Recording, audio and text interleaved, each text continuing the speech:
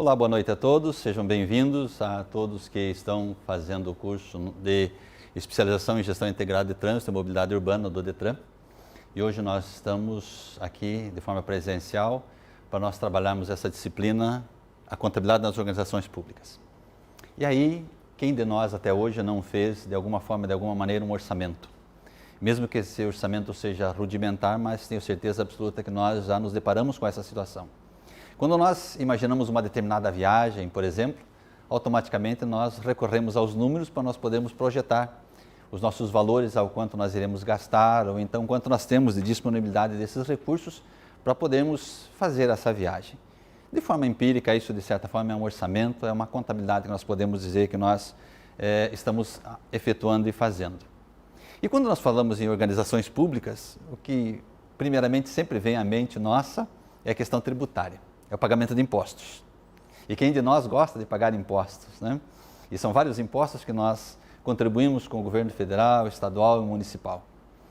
E aí, essa é uma área, é um assunto recorrente muito, né? Desde há muito tempo. E quando imagino a questão tributária, não tem como nós não lembrarmos, inclusive, a Bíblia Sagrada. Tem uma passagem muito interessante, quando Jesus, um dos maiores líderes que houve sobre a face da terra, foi questionado exatamente nesse sentido, quando perguntaram para eles: mestre, é lícito pagar impostos? É lícito pagar tributos? E aí Jesus Cristo dá uma resposta muito interessante para aqueles que o interrogavam e o questionavam.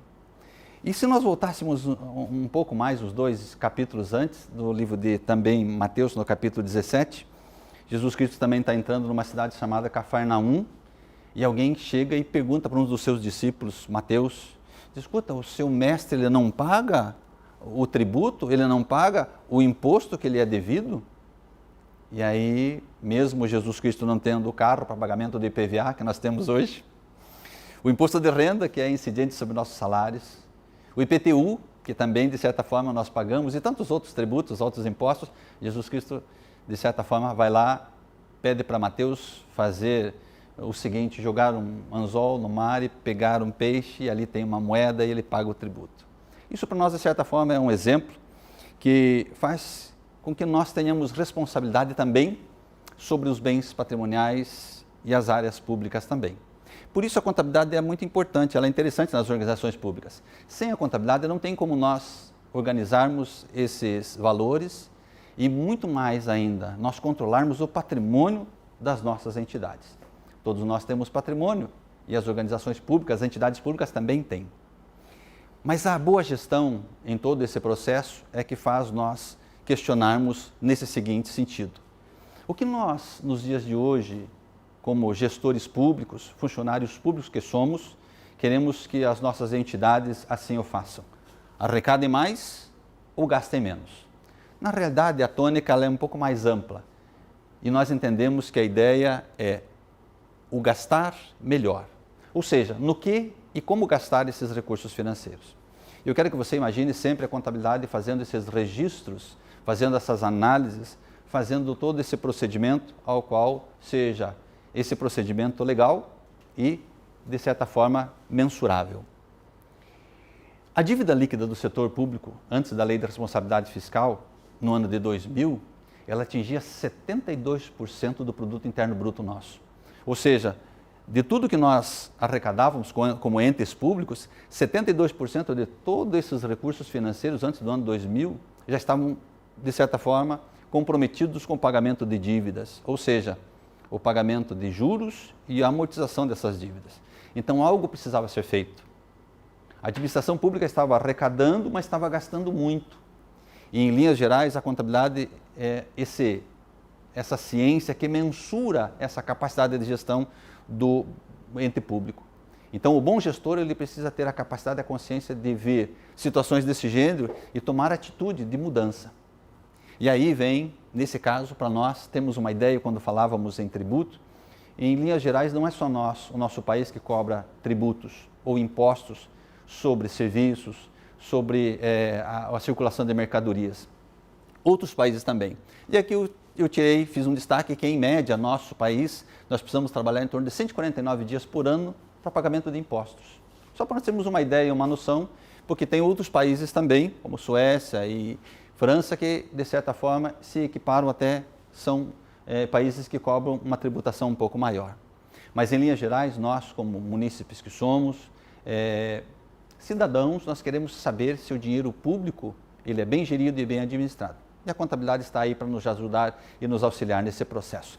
Mas antes, eu queria destacar alguns números para nós termos uma ideia e uma noção do porquê que a contabilidade é importante em todo esse processo.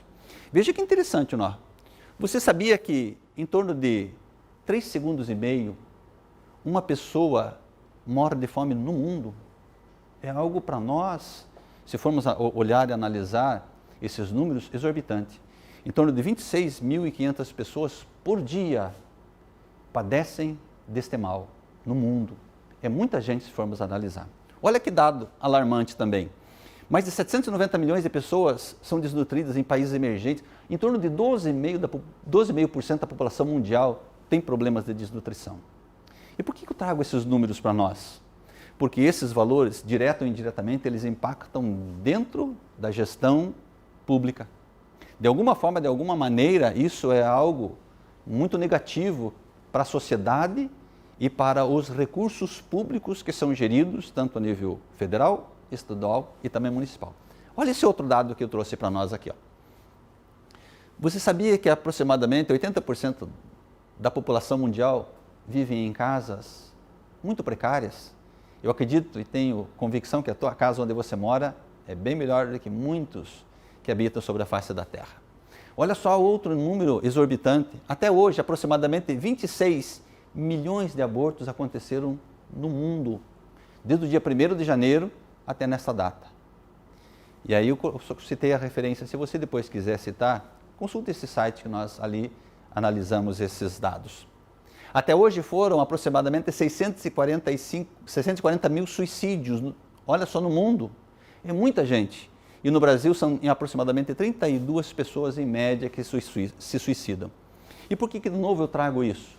Porque nós, como gestores públicos que somos, e aí entra os dados da contabilidade, nós investimos no cidadão, proporcionando a ele a saúde para ele poder nascer, e aí vem o SUS. Nós proporcionamos o ensino, o governo federal, estadual e os municipais proporcionam o ensino. E aí, quando chega na hora desse indivíduo começar a produzir para a sociedade e trazer recursos benéficos, ele comete um suicídio. E isso, de certa forma, impacta significativamente as contas públicas. Por isso, a contabilidade, de certa forma, é interessante e registra essas perdas e esses valores. E quando nós olhamos esses números, tenho certeza absoluta que nós nos assustamos também. Você sabia que o orçamento público é bem complexo, muito complicado mesmo para se elaborar e para se gerenciar e para fazer com que esse orçamento público se concretize. Tanto é que esse filósofo, sociólogo, Herbert de Souza, ele disse o seguinte, olha, por conter provas de um jogo injusto é que o orçamento é tão complicado, técnico, oculto, disfarçado e arredio. E esse Herbert de Souza, todos nós conhecemos, foi uma figura ilustre dentro do nosso país, e ele começou na década de 90, em torno do ano de 92, a requerer, solicitar recursos públicos para a entidade ao qual ele fazia parte. E é por isso que ele chega e faz essa declaração. E realmente é algo complicado, é muito técnico o orçamento público. Por isso que nós estamos estudando essa disciplina e, de certa forma, destacando a contabilidade como todo esse processo de gestão de valores e de direcionamento de recursos. Olha só. A gestão pública nos dias de hoje, para ser eficiente, nós precisamos vencer desafios. Alguns deles, olha só, manter a qualidade dos serviços mesmo com a crescente demanda e a escassez de recursos. Eu tenho certeza absoluta que você já se deparou com alguma situação em que, do departamento ao qual você está trabalhando, você já está sentindo a falta, às vezes, de pessoal para ajudar, para desempenhar as tarefas. Nós temos percebido talvez até uma retração de número de profissionais trabalhando junto conosco nas nossas secretarias. E isso é um desafio nos dias de hoje para nós mantermos. Mesmo havendo esta crescente demanda, hoje está havendo uma escassez de recursos de pessoal humano. Temos também um outro grande desafio que é a infraestrutura que nós temos hoje. local e equipamentos. Ou seja, a construção hoje de novas sedes, a ampliação dessas novas sedes, a aquisição de equipamentos que nos dias de hoje possam atender às nossas necessidades.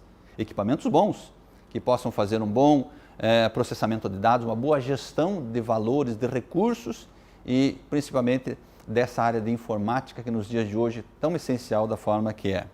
E hoje vemos também uma redução bastante grande dentro de todo esse complexo da gestão pública de contratação de pessoal terceirizado, ou para fazer manutenção dos nossos equipamentos, ou para limpeza das nossas infraestruturas, entre outras situações. Hoje é um desafio para o gestor público, nesse caso, tornar a administração eficiente cada vez com menos recursos. Administrar com recursos financeiros sobrando é muito fácil. O grande desafio nos dias de hoje é fazer uma boa administração com recursos cada vez mais reduzidos e atendendo aos anseios da comunidade. Olha um outro desafio também que nós entendemos ser atual, ao qual deverá ser vencido. Análise de dados e governança corporativa. Olha só, existem muitos dados hoje dentro das nossas organizações, mas existem também poucos esforços para análise de desempenho ou a efetividade de todo esse processo como um todo. Então é um grande desafio nos dias de hoje.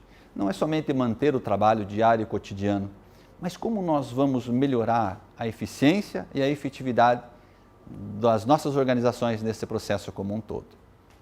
Devemos também ter em mente os níveis de responsabilidade, os processos internos eficientes, o comprometimento de cada um de nós como funcionários públicos e, de certa forma, como gestores desses recursos públicos que somos também. Até porque nós temos responsabilidade dentro do nosso setor, do nosso departamento, dentro das nossas empresas, dentro das nossas autarquias, como é o DETRAN, e nas administrações diretas e indiretas do Estado, do governo federal e dos municípios também. Olha só, esse comprometimento, gestão pública eficiente, um grande desafio para os gestores. E principalmente eu vejo nos dias de hoje a conscientização da sociedade. Nós, como gestores públicos que somos, e gestores desse amplo recurso público, precisamos fazer com que a sociedade cada vez mais tenha uma consciência, uma responsabilidade de que o bem público ele tem que ser bem preservado. E quando nós, com uma das nossas ações, tornamos algo ruim, nós estamos prejudicando a nossa sociedade. E como nós estamos trabalhando com o DETRAN, eu trouxe aqui um exemplo de consciência cidadã. Olha só, nós vemos aqui várias situações aqui. Situações em que quem utilizou de 2 vagas para estacionar não está pensando no seu semelhante. Isso, de certa forma, para nós, como gestores públicos que somos, funcionários públicos do Estado, nós precisamos despertar essa consciência cidadã em vários sentidos e significados e departamentos e ações dentro da nossa sociedade. Então nós não podemos ficar alheios, digamos assim, a esse processo como um todo. E a consciência cidadã vai desde preservação do patrimônio público, porque isso custa para o Estado, entre outras situações, e para os departamentos também nesse sentido. A administração pública é muito interessante. E eu trouxe aqui, olha só, o que diz esse senador romano, Marcus Túlio Cícero, no ano 55 a.C. Ele fazia uma afirmação muito interessante, dizendo o seguinte: olha, o orçamento nacional deve ser equilibrado. E diz mais, as dívidas públicas devem ser reduzidas. Olha só a afirmação que ele fazia naquela época. A arrogância das autoridades deve ser moderada e controlada. Os pagamentos a governos estrangeiros devem ser reduzidos se a nação não quiser ir à falência. E mais, olha só, e as pessoas devem novamente aprender a trabalhar em vez de viver por conta de recursos públicos. 55 a.C., esse senador romano já fazia essa afirmação. Algo tão atual para nós nos dias de hoje, algo tão, digamos assim, contemporâneo, que poderíamos, quem sabe, eleger Marcus Túlio como um dos nossos senadores na atualidade. Olhando para nós podemos entender que esse processo de gestão pública, de recursos públicos, ele já é um grande desafio desde há muito tempo. Por isso que no começo eu já citei a Bíblia, e aqui antes de Jesus Cristo, Marcus Túlio já também trabalhava nessa mesma linha tentando conscientizar as autoridades e falando com que esse processo como um todo, a administração pública precisa ser bem gerida e equilibrada. Com base nisso, a Constituição Federal, hoje vigente, no seu artigo 165, traz 3 grandes instrumentos para a elaboração e transparência das ações do poder público. E aí que vem as 3 grandes leis que nós já comentamos anteriormente em alguns vídeos e algumas aulas também, que são o plano plurianual, com validade de 4 anos, é um plano macro, é um plano que, de certa forma, orienta a administração pública como um todo. Na realidade, ela faz um planejamento globalizado dos 4 anos. O outro plano, outro instrumento integrado de planejamento é a Lei de Diretrizes Orçamentárias, a LDO. Ela, na realidade, agora, ela pega uma parte do plano plurianual e orienta as ações que o poder público vai executar no ano subsequente. E a Lei Orçamentária Anual, também com validade de 1 ano, ela pega e transforma esses planejamentos em números. Quanto nós vamos arrecadar e no que nós vamos gastar esses nossos recursos financeiros que nós estamos arrecadando agora no ano subsequente. Mas vejam, isso tudo são leis e isso é um planejamento. Então nós fazemos isso nesse ano, visando já a execução de todo esse processo no ano subsequente. E mais, aqui nós temos, em linhas gerais, os instrumentos de planejamento e políticas públicas dos programas de governo. PPA, LDO e Lei Orçamentária. Um planeja, o outro orienta e a Lei Orçamentária executa, transformando em números todo esse processo de gestão de recursos públicos. Mas o que é essa gestão fiscal? O que é gerir bem os recursos públicos, olhando e tendo a contabilidade como suporte? E vejam, quando eu comento sobre a contabilidade, a ideia é nós termos números, capacidade de embasamento para podermos tomar decisões. Nós não tomamos decisões se nós não tivermos suporte, números, para nós podermos dizer nossa gestão ou a nossa administração está sendo bem realizada ou não. E aí vem o artigo 1º da Lei de Responsabilidade Fiscal, que diz o seguinte: essa gestão fiscal, essa capacidade de bem gerir e administrar os recursos públicos, olha só, são ações planejadas que previnem riscos e corrigem desvios capazes de alterar o equilíbrio das contas públicas. Isso é capacidade de gestão. Agora eu quero que você imagine o orçamento do Estado como um todo, um orçamento complexo da forma que é, visando todas as suas secretarias, visando as universidades, visando as autarquias, como é o DETRAN. E quem elabora isso tem que ter um planejamento muito bom e ações que, de certa forma, previnam riscos e corrijam possíveis desvios capazes de alterar as contas públicas. E esses desvios, às vezes, podem ocorrer no decurso do ano subsequente. Então, o bom gestor sempre tem um desafio de manter o nosso orçamento, o orçamento ao qual ele está administrando e gerindo, sempre equilibrado, nunca gastando mais do que ele arrecada. Em linhas gerais, o artigo da Lei de Responsabilidade Fiscal, o artigo 1º, trabalha mais ou menos nesses moldes, dizendo exatamente isso para nós. E a contabilidade? Olha só, a contabilidade serve para controlar, sim, o patrimônio da entidade e subsidiar a tomada de decisões com base em números. Se nós não tivermos uma contabilidade ao qual nós possamos confiar, números que nos deem bons subsídios, é praticamente impossível nós tomarmos boas decisões. Não tem como nós trabalharmos apenas com perspectivas. E a contabilidade, ela traz essa noção para nós, ela nos dá essa segurança para bem gerir e administrar os recursos em todo este processo. E a contabilidade, o que é? É uma ciência que estuda, olha só, ela registra, ela controla, demonstra de forma expositiva a evolução do patrimônio das entidades. Então a contabilidade, ela não tem só a função de registrar, muito pelo contrário.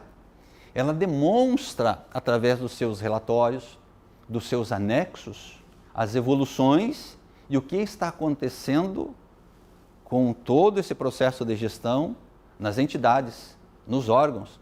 Por isso ela é fundamental, por isso ela é importante. E aí, um bom órgão, uma boa entidade, uma boa autarquia, ela não pode ter a sua contabilidade, os seus registros atrasados. Tem que estar sempre em dia. Por isso a necessidade de bons números, nesse caso, confiáveis para bem poder gerir e administrar as entidades. Olha só que interessante. Se nós fôssemos perguntar agora, já que nós estamos aqui, neste polo, né, na cidade de Foz do Iguaçu, quanto será que a cidade de Foz do Iguaçu arrecada de ICMS, que é o Imposto de Circulação de Mercadorias e Serviços, e do IPVA? Qualquer cidadão tem esse tipo de informação, né? Hoje em dia a informação é muito transparente, muito fácil, tem acesso à internet. Mas só para nós fazermos uma analogia, olha que interessante, olha. Foz do Iguaçu recebeu de ICMS 80 milhões e de IPVA 37 milhões. Até agora, essa data, 6 de agosto de 2019. Né? Só para nós termos uma ideia. Se não fosse a contabilidade para nos fornecer esses valores, nós não tínhamos a capacidade de mensurar quanto nós teríamos para poder investir em outros segmentos nesses valores. Então a contabilidade faz com que esses valores tornem-se transparentes. Para você, 80 milhões é muito dinheiro, dependendo do porte da cidade de Foz do Iguaçu.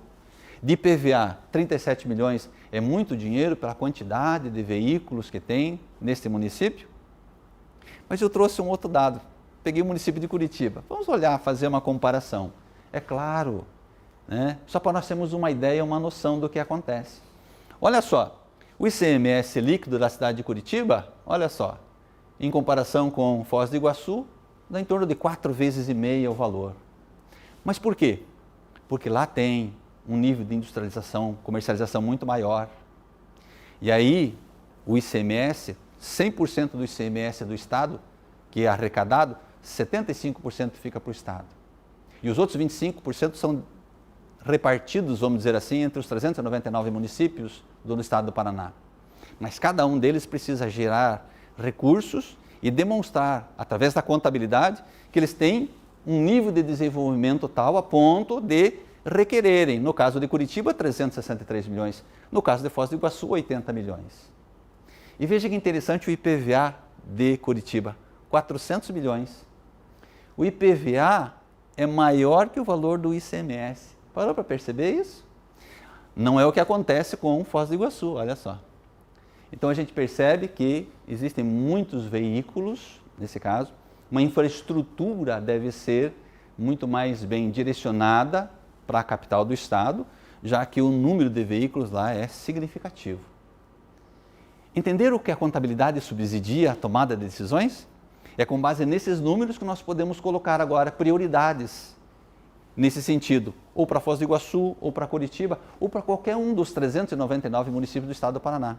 Com base nisso, nós temos a capacidade, então, de tomar decisões, gerir bem esses recursos, olhando cada uma das áreas e destinando mais recursos para a necessidade ao qual aquela área necessite.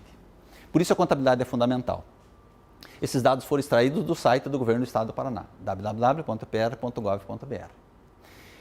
Não podemos esquecer que nós precisamos contabilizar ainda recursos que são direcionados para a área de educação e saúde.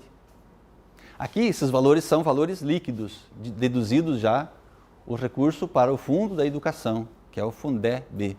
Mas mesmo assim, a Constituição Federal determina no seu artigo 212 e a Emenda Constitucional 19, diz que nós precisamos destinar recursos financeiros desses valores, 25% para a área da educação e 15% para a área da saúde. De novo, a contabilidade entrando aí para fazer essa separação e essa destinação de recursos. Sem a contabilidade, não tem como gerenciar nenhuma dessas áreas, nenhum desses segmentos. Adiante. A contabilidade também utiliza relatórios que nós chamamos relatórios de gestão. E o que são esses relatórios de gestão? Já vimos que gestão é a capacidade de você bem gerir e administrar.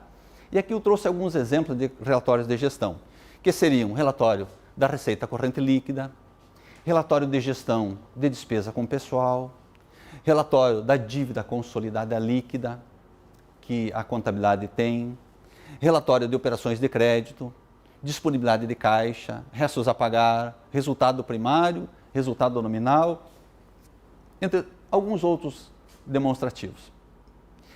Veja como a contabilidade subsidia, nesse caso, a tomada de decisões para as receitas correntes líquidas. São relatórios, são números que o gestor vai olhar e vai observar, nesse caso, se a receita está se comportando conforme deveria ou não. E aí, para o bom gestor, ele vai colocar limites. E em linhas gerais, hoje, o índice de efetividade, quando você faz um orçamento para qualquer órgão, para qualquer entidade pública, a efetividade tem que ser em torno de, no mínimo, 70%. Se você não conseguir arrecadar 70% do que você está programando ou estimando, você está não está bem administrando o teu órgão, tua entidade.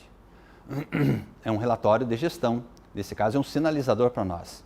Então as receitas, e vamos pegar o exemplo, o Estado do Paraná com o seu ICMS, ou os municípios com o seu ISS, cada um deles tem um relatório para ser cumprido e com base nesses relatórios, vendo a efetividade das suas administrações. Como eu disse, é um sinalizador da gestão. Se nós não estamos atingindo 70%, automaticamente nós vamos ter que tomar decisões para que, em linhas gerais, essas receitas voltem a evoluir. E evoluindo, nesse caso, possam atingir os objetivos a que a entidade se propõe. E é com base nas receitas que nós fixamos as nossas despesas. E aí vem de novo a ideia da lei da responsabilidade fiscal. Olha, nós não podemos gastar mais do que nós arrecadamos. Então, se você tem um planejamento, um orçamento para o ano subsequente, dizendo que você vai arrecadar 100 milhões, 200 milhões, 1 bilhão, o nosso orçamento não pode ser superior a isso.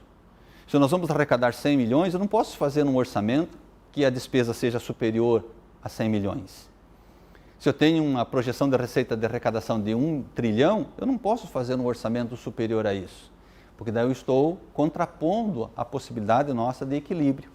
Por isso que a receita corrente líquida, ela fixa nossas despesas. Nós não podemos gastar mais do que arrecadamos. Perceberam de novo que os números e a contabilidade dá suporte para a boa gestão das entidades e por isso ela é importante. Olha só outro relatório de gestão que eu comentei com vocês, as despesas com pessoal. Vamos imaginar o Estado do Paraná, como nós temos conhecimento, já que somos, em grande parte, servidores públicos também.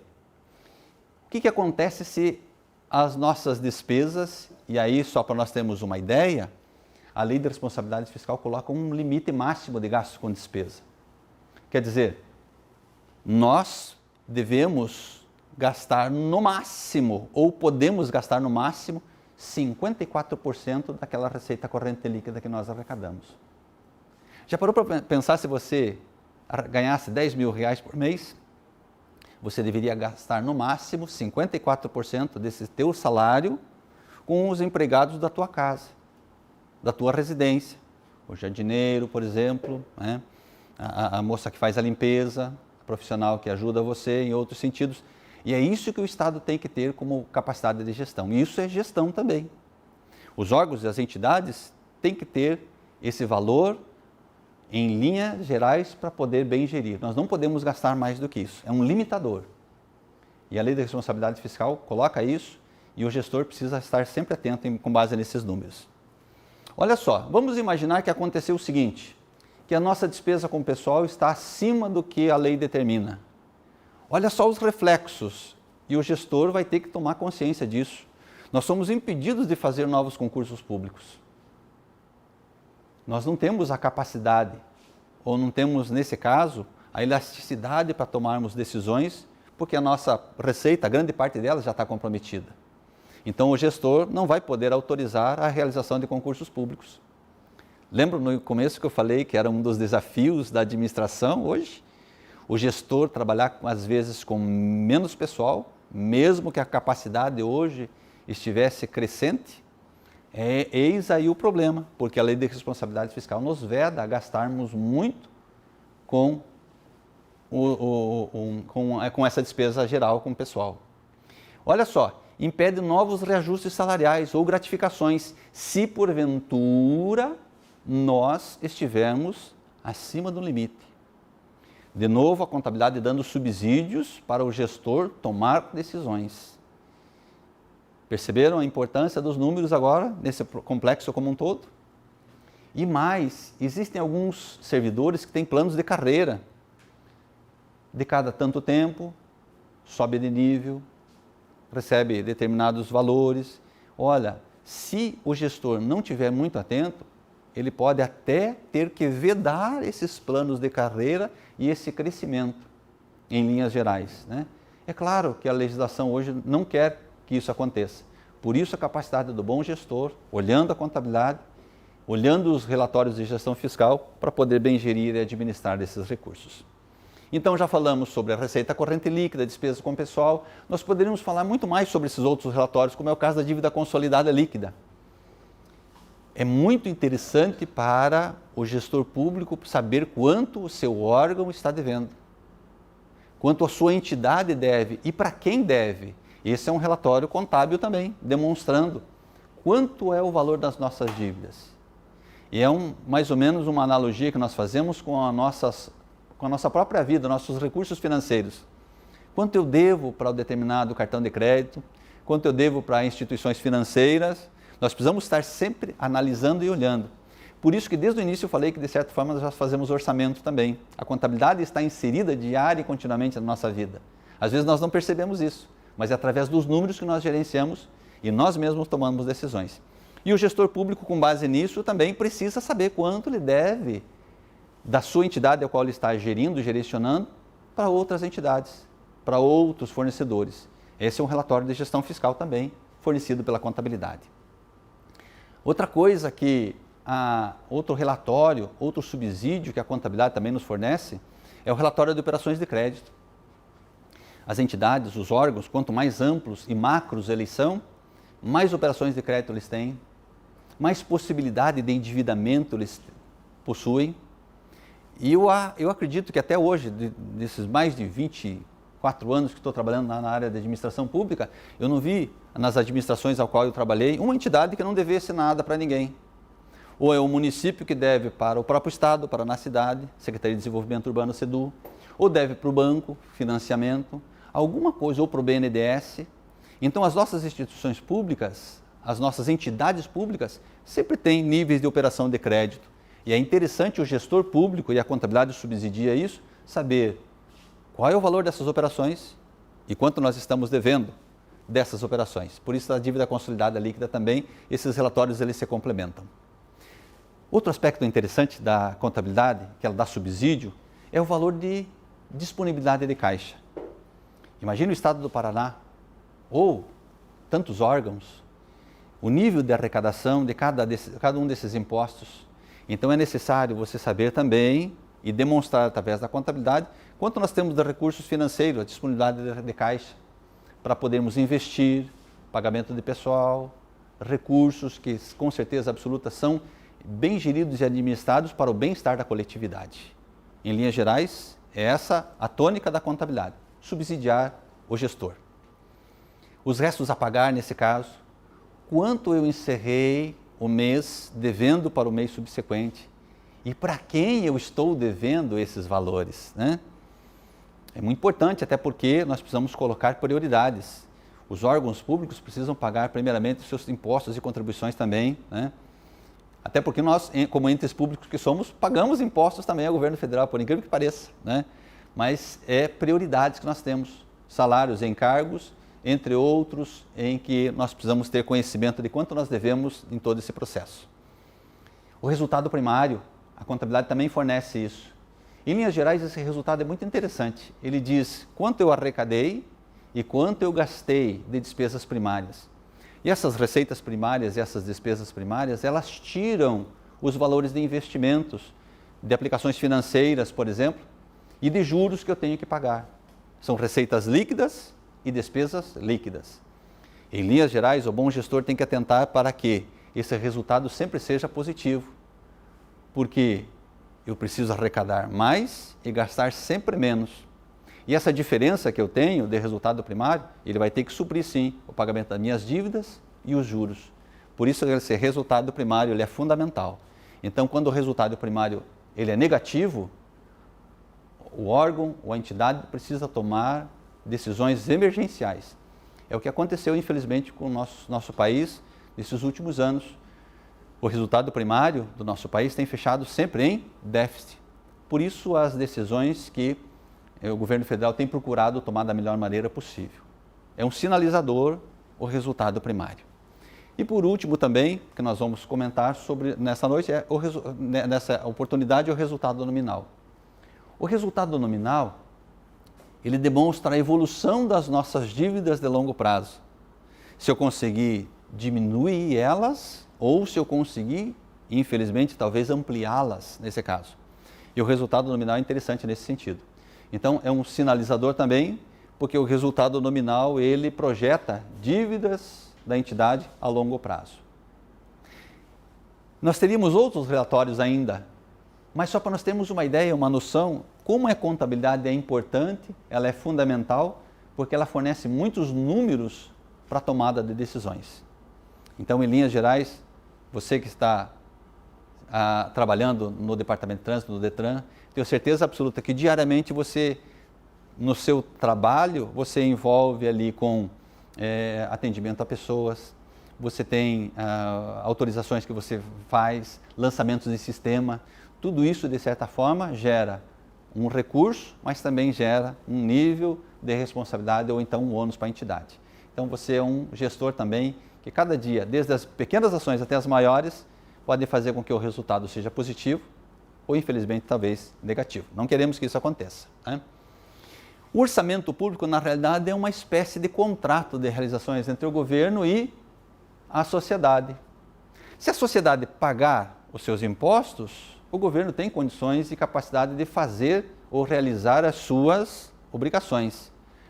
Se o contribuinte não pagar, o Estado fica aquém, ele não tem como realizar isso. Por isso que nós dizemos que é como se fosse um contrato de realizações. Então, o governo diz, olha, se vocês me pagarem tantos milhões, eu realizo tais ações.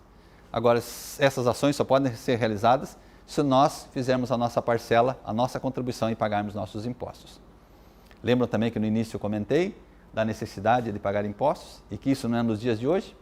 Então a sociedade ela só consegue evolução, só consegue segurança, só consegue educação se cada um de nós fizermos a parcela de contribuição que cabe a cada um de nós, honrando e contribuindo com os nossos impostos. Eu peguei aqui e coloquei em linhas gerais o que acontece com o orçamento do DETRAN para o ano de 2019, esse ano que nós estamos vivenciando. O que acontece? Então, foram estimadas receitas próprias do DETRAN mais de 570 milhões de reais. Esse recurso financeiro de 45 milhões está previsto que o Estado do Paraná vai repassar para o DETRAN se houver a necessidade. Então, o orçamento geral do DETRAN para o ano de 2019 é de 615 milhões de reais de receita. E o que o DETRAN vai fazer com esses recursos financeiros? Olha só que interessante. Uma parcela desses recursos já está direcionada para pagamento de pessoal em cargos sociais. Isso está lá na lei que nós comentamos, né? Já está disponível no site para consulta popular, inclusive, lá no site do DETRAN. Se você perceber nos anexos que compõem a lei do orçamento, mais de 85 milhões para pagamento de pessoal em cargos. E mais, olha, mais de 500 milhões de reais são destinados a despesas correntes.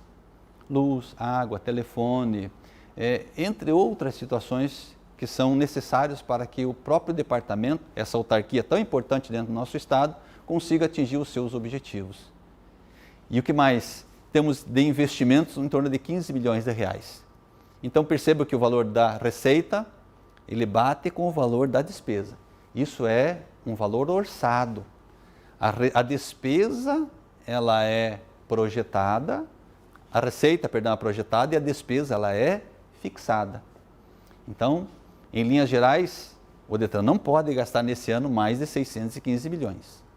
Agora vamos imaginar que ninguém resolveu pagar os impostos aqui, ó, e as receitas próprias só foram de 5 milhões de reais.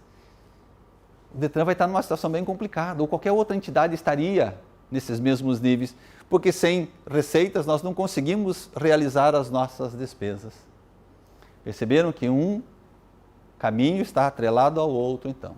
As despesas só podem ser realizadas se nós tivermos as nossas receitas. E percebam aqui que todas essas receitas aqui são receitas correntes. Nós não temos, dentro do orçamento do Detran, receitas de capital. As receitas de capital, como já foi colocado em vídeos anteriores, são aquelas oriundas de venda de bem imobilizado, né, financiamentos, porventura, que possa ocorrer, e para o ano de 2019, no orçamento do Detran não constava isso. Então, esses valores são todos de receitas correntes. Mesmo essa transferência do Estado aqui, ela é classificada como receita corrente. Tá? Vamos adiante.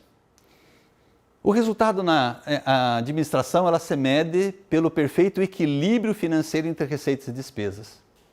Até porque a administração pública, os órgãos públicos, eles não visam lucro, não visam superávit. Na realidade, as organizações públicas, elas visam o bem-estar da coletividade. Tá? Um município, por exemplo, para que o prefeito vai guardar lá 20, 30, 50 milhões de reais? Então, ele que pega esse recurso financeiro e invista na educação, na saúde. É essa a finalidade da administração pública. Da mesma forma, todas as entidades também devem ter esse perfeito equilíbrio entre as suas receitas e despesas. Então, ela se mede pelo perfeito equilíbrio entre as receitas e despesas. De preferência, que ela sempre gere um lucro. Mas nós comentamos em vídeos anteriores que não existe esse termo lucro dentro das administrações públicas, dentro das entidades ou das organizações públicas.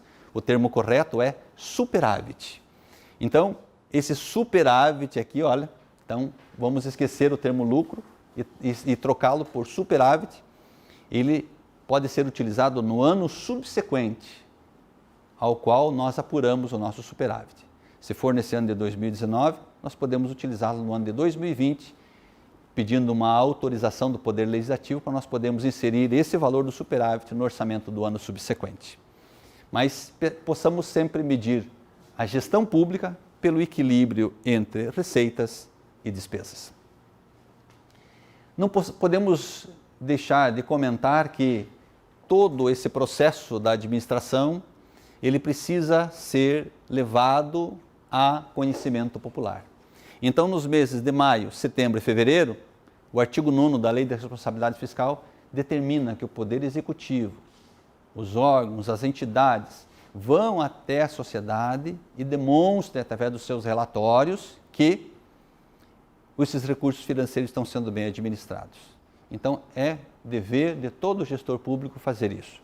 Então, guarde essas datas e observe que, em linhas gerais, sempre nós vamos ter, nesses meses, apresentações do governo federal, do governo estadual e dos municípios como um todo também. Né? E, claro, envolvendo o orçamento como um todo. Administrações diretas, indiretas e autarquias também. Né?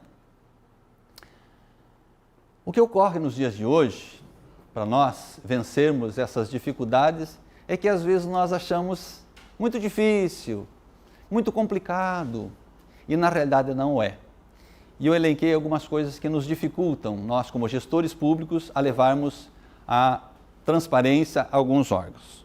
Veja o que nós colocamos como dificuldade para termos como transparência.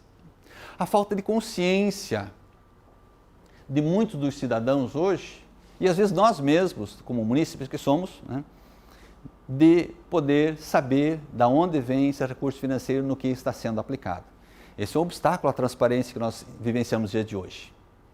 Muitos ainda acham que é sigiloso tudo o que ocorre dentro da administração pública. Nós não podemos colocar isso a conhecimento popular. Isso é um engano. E isso eu vejo como um obstáculo também à transparência.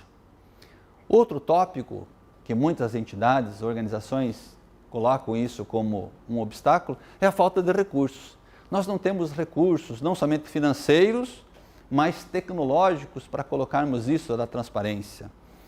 De pessoal capacitado para colocar isso para consulta popular.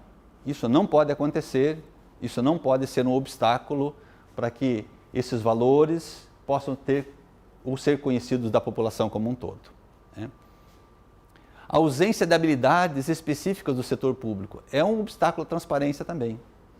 E nós, como trabalhadores, concursados, profissionais do Estado, às vezes nós vemos alguns colegas nossos, dizer, mas eu não tenho habilidade, eu não tenho capacidade para mim poder desempenhar ou desenvolver essa função. Então, possamos nós ajudá-los também e sermos os formadores de opinião e fazer com que essas transparências, digamos assim, esses números possam ser conhecidos como um todo da população. Outra coisa que a gente vê como obstáculo à transparência, essas barreiras tecnológicas, culturais e de conhecimento. Então, nós precisamos estar sempre nos inserindo em processos novos, nos atualizando, averiguando novos programas, digamos assim, nos capacitando, como é o caso dos inscritos aqui no curso de mobilidade do DETRAN. Isso é um passo adiante. Quantos mil funcionários nós temos no estado do Paraná? Quantos se predispõem a estarem se qualificando e se capacitando? E vocês que estão inscritos, estão indo adiante, estão de parabéns, porque vocês estão vencendo essas barreiras e estão procurando angariar cada vez mais conhecimento. E nunca devemos parar, porque o conhecimento ele é sempre contínuo.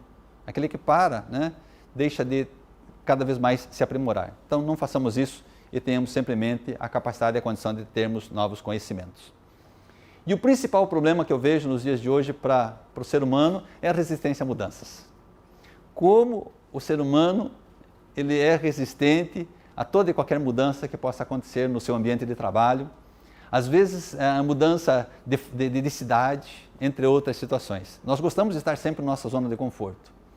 E nós aqui vemos, eu entendo, que é um obstáculo à transparência e à resistência a mudanças. Eu queria mostrar, inclusive, chamar a atenção para vocês, olha que interessante. Já parou para pensar se isso não tivesse evoluído? Olha só. Veja o que disse o New York Times lá no ano de 1939. A televisão não vai dar certo. As pessoas não têm tempo para ficar olhando a sua tela. As famílias não têm tempo para isso. E nós vemos hoje que diariamente são vendidos milhões e milhões de aparelhos de TV no mundo todo. Então isso é uma resistência à mudança, mas que de certa forma foi vencida. Então nós não podemos nos agarrar a isso e precisamos sempre estar mudando, alterando, nos capacitando. Olha essa outra colocação aqui. O avião é um evento interessante, mas sem qualquer utilidade militar. Isso foi dito pelo Marechal Foch no ano de 1911. Se ele soubesse o que o avião se tornaria no futuro, e para nós entendermos então que às vezes o que nós pensamos hoje, talvez no futuro seja algo já muito vencido e com certeza muito adiante. Olha essa outra colocação aqui. Até julho sai Demora, a revista Variedade, sobre um tal de rock and roll no ano de 1956. É alguma coisa passageira, não vai pegar, no futuro não vai existir esse tal de rock and roll, E veja o que é nos dias de hoje, esse grande evento que é o rock no mundo todo. Olha essas outras colocações aqui que eu achei pertinente, olha só. Cinema é uma curiosidade, mas sem nenhum futuro comercial. O próprio inventor do cinema, Lumière, no ano de 1895. E hoje nós vemos que os filmes produzidos são grandes investimentos milionários. Quantos milhões de dólares são investidos para, às vezes, um filme?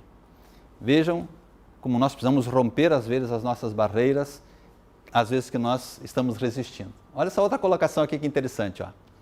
Quando a Expo de Paris encerrar, ninguém ouvirá falar de luz elétrica. 1879, Universidade de Oxford Wilson. Naquela época a iluminação era toda a gás. Hoje, grande parte, estamos aqui em Foz do Iguaçu, nesse polo aqui do Itaipu, que gera energia, e olha só, a riqueza que isso é feito, mas foram vencidas barreiras. as resistências deixaram de existir. E uma das maiores que eu acho interessante é essa última que eu deixei aqui para nós podermos analisar. Olha só, não existe razão nenhuma que justifique uma pessoa ter um computador em sua casa. Ken Olsen, fundador da Digital Equipment do ano de 1977. Tenho certeza absoluta que cada um de nós, no mínimo, tem um computador, ou quem sabe um notebook também, 2, 3. Tem famílias que às vezes têm 4, 5, né? Os filhos hoje estão estudando. Então, essa resistência a mudanças que nós precisamos entender que a partir de agora, com o curso que nós estamos fazendo, com o nível de contabilidade, de conhecimento técnico que nós temos agora, nós precisamos cada vez nos aprimorar mais. Precisamos deixar disso de lado, vencer as barreiras e sempre irmos adiante. E para finalizar, olha só, o que nós podemos fazer então? Ó, nós precisamos fazer conhecidos esses dispositivos legais. Você é um formador de opinião. Você é um acadêmico, uma acadêmica, um pós-graduando que fez um curso, se especializou. Não guarde esse conhecimento para você, mas que você possa ser um formador de opinião para mudar a nossa comunidade sempre para melhor. E os grandes países, as grandes mudanças ocorreram com a educação. Você é um formador de opinião hoje. Então, possibilite cada vez mais a condição de ter um conhecimento cada vez mais amplo. Promova em você e nos teus colegas, na tua família, uma cultura proativa no serviço público. Olha só, capacidade e consciência. Você é capaz. Você é consciente daquilo que você faz. E você pode cada vez melhorar mais o ambiente do teu trabalho, o índice de relacionamento, coisas desse gênero. Sempre procurando, nesse caso, algo bom para o órgão ao qual você está desenvolvendo suas atividades, desempenhando suas funções. Desenvolver indicadores de desempenho. Coloque para você mesmo, para cada dia, para cada semana que você precisa atender tantas pessoas, progredir ou analisar tantos processos. Isso é indicador de desempenho. Nós colocamos até quase como um desafio para nós mesmos. Nesse sentido, eu tenho certeza absoluta que você vai tornar-se cada vez mais alguém muito bem desenvolvido e muito mais proativo no seu local de trabalho. Né? Não se esqueça, para finalizar, mais de 50% da população mundial analfabeta sofre de desnutrição. Por isso que você é um vencedor. Por isso que você pode ser um funcionário público que vai fazer a diferença no meio ao qual você está inserido. Não esqueça disso. Você é diferente. 50% da riqueza mundial concentra-se apenas em um país, Estados Unidos. Então, o que acontece? Concentração de poder. Né?